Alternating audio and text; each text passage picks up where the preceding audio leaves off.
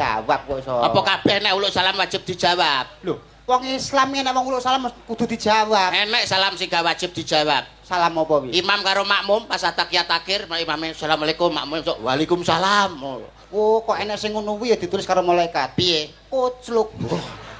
Mbak Niken. Nggih Mas Bayu. Alhamdulillah iso ketemu enten mriki, ketemu ning Ngawi meneh. Alhamdulillah Mas Bayu, semoga Mas Bayu sehat selalu panjang Amin. umurnya. Amin amin amin. Tambah jembar atine, Amin. tambah sabar. Amin amin amin amin, Nduk. Kula lek niki wau kula nderek jenengane nggih rati-rati sedih asine. Lah kok susah ki ngopo? Aja sedih to, Nduk, Nduk. Nggih kelingan napa Mbah Hanom kan pengen kan nate napa jenenge sanjang to teng Nggih, kula lek. heeh. Anu tak anteni Nduk, mengke anu dolan ning gone Solo. Nggih, Oh, heeh.